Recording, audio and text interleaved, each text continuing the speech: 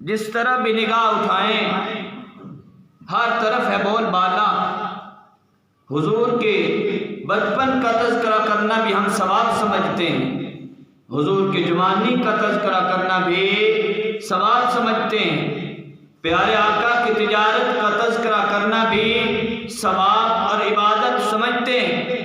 میرے نبی کا چلنا، میرے نبی کا بیٹھنا، میرے نبی کا سوچنا، میرے نبی کا دیکھنا، میرے نبی کا تصورات، میرے نبی کے خیالات، میرے نبی کا ہر طرف سفر، حضر، ہر جگہ آنا جانا، اس کے تذکرے کرنا بھی ہم ثواب سمجھتے ہیں۔ تو اس لیے حضور کی سیرت بیان ہوتی آئی ہے، ہوتی رہے گی، قیامت تک ہوتی رہے گی۔ کہہ دے سبحان اللہ۔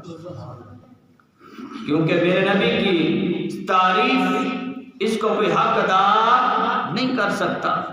بڑے بڑے خطیب آئے، بڑے بڑے مصنف آئے، بڑے بڑے ادیب آئے، بڑے بڑے شعراء آئے، ہر شاعر نے حضور کی سیرت کو لکھا، اپنی شاعری کے اندر پیارے آقا کی تعریف کی، نعت خوان نعتیں پڑھتے رہے، پڑھ رہے ہیں، پڑھتے رہیں گے، لیکن میرے آقا نبی مکرم، نبی محترم محمد عربی صلی اللہ علیہ وآلہ وسلم کی تعریف کرتے کرتے سب چلے جائیں گے، حضور کی سیرت کا تعریف کا حق ادا نہیں ہو سکتا۔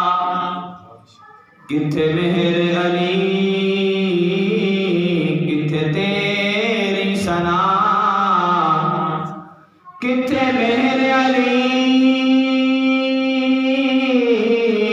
کتھے تیری ثنا، گستاخ اکھیاں کتھے جا لڑیاں۔ میرے پیارے آقا کی سیرت کا حق ادا کوئی نہیں کر سکتا۔